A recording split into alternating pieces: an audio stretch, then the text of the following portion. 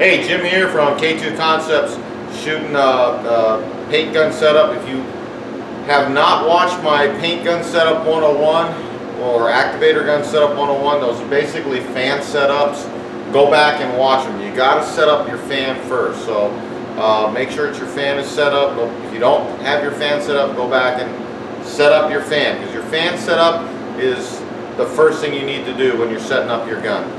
Your fan's not right, doesn't matter what else we do, it's not going to be right either. Okay, so your fan set up. Once you have your fan set up, what I've noticed is guys running their clears, stacking up their paints too thick. A lot of those problems, probably most of them, are caused by delivering too much material. Okay, so we're going to worry about material flow now. And if you watch painters when they're painting, good painter, you'll see him, he'll move that trigger back and forth. The harder he pulls back on it, the more material he's flowing. If you're not a painter, this is a technique that it's real tough to master. I'm not a painter, so you know, the second best way to do it is to limit how much you can throw down. You can always add more, but you can't take it back off the part. So what I'm going to show you guys today is how to limit how much material you're throwing down. So if you look at your gun,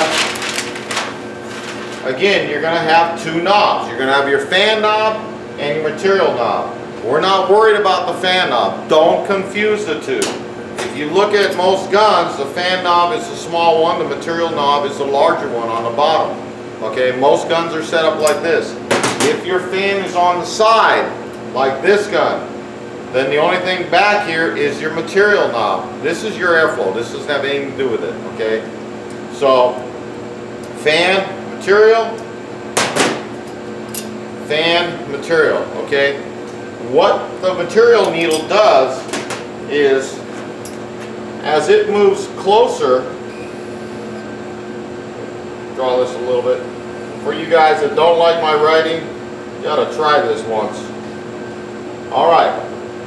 When you turn the material knob clockwise, you drive it in, what happens is this needle goes closer to the tip of the gun that's in here, that's in place, that you've screwed in place. The closer it is, the less material it's going to let through. You back it out all the way, it's going to let everything through there. Once you start closing up that material needle, then at that point, that gap gets smaller and smaller, so you get less and less material out there. So it's kind of like a governor on a carburetor. Now you don't have to worry about pulling the trigger back and modulating the material flow. You can control the amount of material with the needle. Okay? So, again, if you look at the back, you're going to see your fan and your material knob.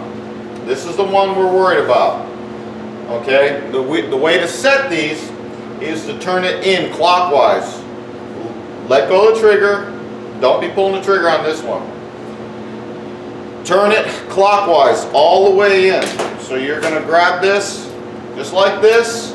You're going to turn this material knob all the way in until it stops.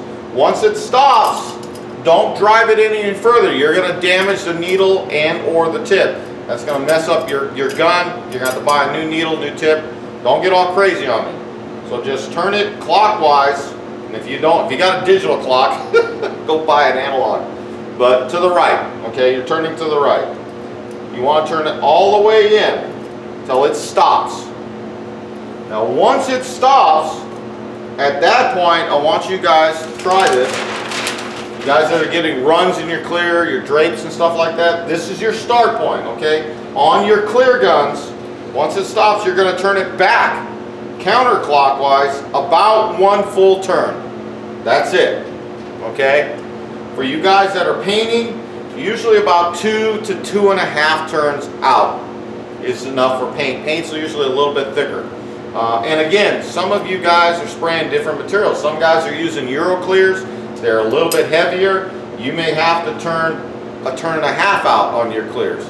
Some of you guys are using heavier paints, or even thinner paints. Some of your solvent-based paints, you usually don't have to go more than 2 turns. You might even want to turn it in. But that's the easiest way to control the material that's coming out of your gun. Once you set it up, and again, this is a starting point. You're going to have to figure it out. Once you set it up, lay down and see that that doesn't help you guys laying down too much material. You start limiting what you can lay down. Now, you've got to work on your technique. So, again, to recap it, first thing, set up your fan. If you haven't set up your fan, go back and watch my video on fan setup. Second is to limit your material flow.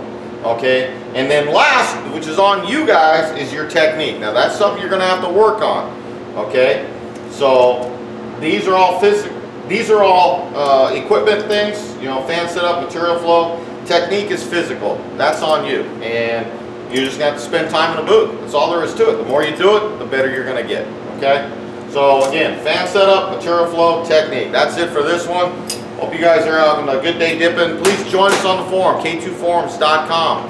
You can email me at k2forums@gmail.com. If you need any supplies, activator guns, activator, we got shirts, we got speed shapes. We're getting more and more supplies for you guys on the k2shoponline.com.